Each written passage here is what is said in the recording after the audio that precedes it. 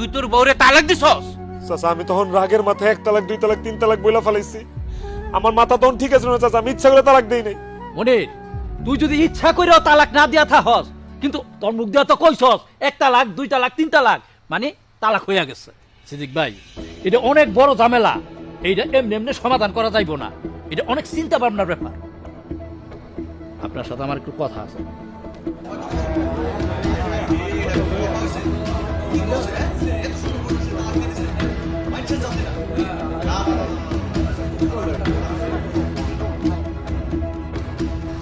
এই চুপ করে সবাই থামো।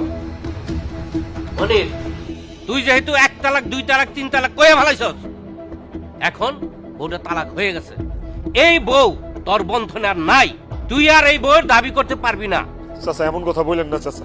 চাচা আমি বকুলরে ফেরত চাই, আমি বকুলরে নিয়ে সংসার করতে চাই। আপনারা যে কোনো একটা উপায় বাইর করেন চাচা। একটা উপায় আছে, কি উপায় চাচা? সেইটা হইল হিল্লা বিয়া। হিল্লা বিয়া মানে? হিল্লা বিয়া হইতাছে তোর বউরে অন্য একটা পুরুষের সাথে বিয়া দেওয়া লাগবে, সেই পুরুষের সাথে সংসার করতে হইব।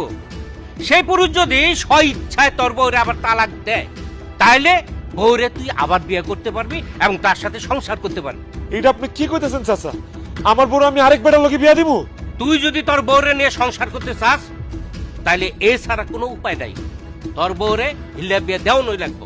অসম্ভব। আমার মেয়েরে আমি জীবন থাকতো হিল্লা বিয়ে দিব না।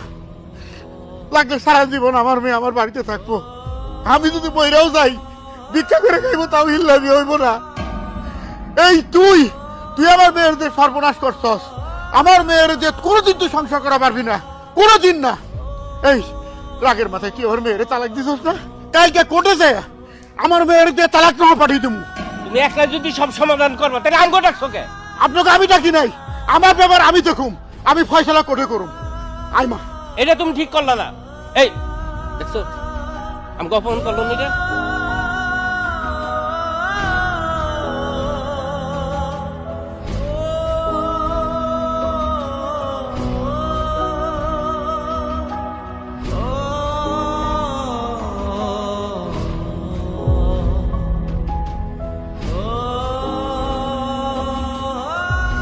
বকুল